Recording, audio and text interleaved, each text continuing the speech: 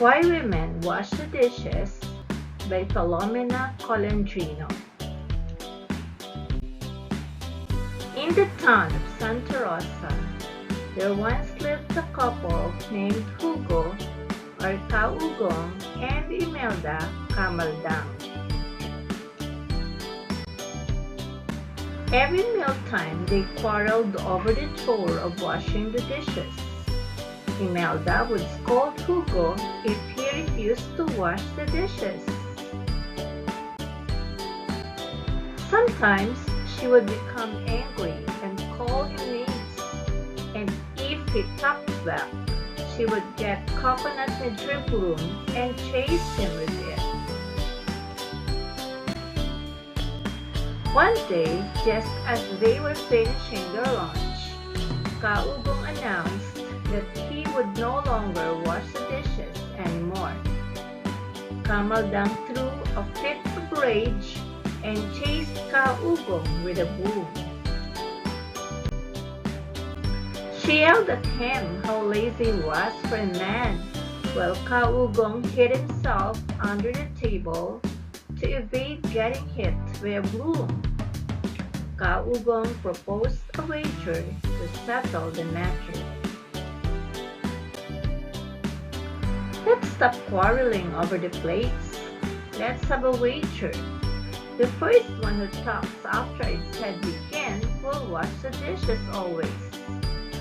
Only that, said Camaldang. Agreed.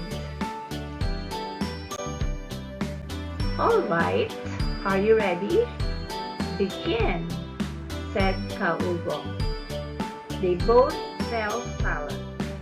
They sat at a table looking at each other across the unwashed plates and bowls and spoons. They did not like to leave each other for fear that one would talk without the other's hearing. They sat there just staring. A neighbor came to borrow an axe from the couple. The neighbor saw the couple sitting silently at a table and made no response to his questions.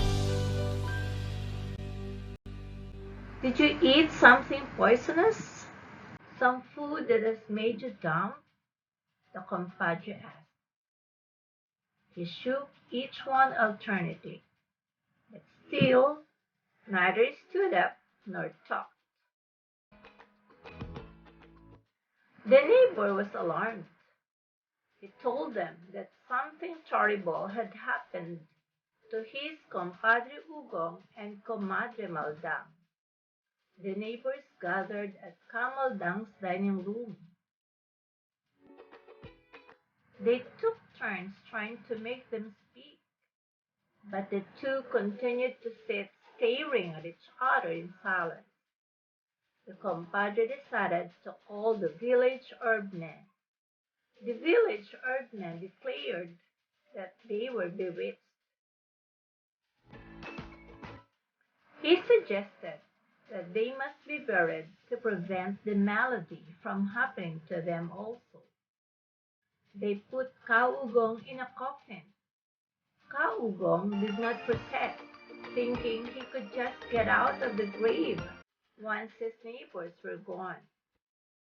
He was sure he would win the wager. When the neighbors tried to put Camaldang in the coffin, she shouted, "Don't touch us! Get out! Get out of my house! Shame on you for coming here, meddling with our lives!" Kaugong licked his feet. He also shouted, "You talk first!" He jumped about, clapping his hands and saying to the astonished neighbors, "She talked first. We had a wager. Now she will always wash the dishes."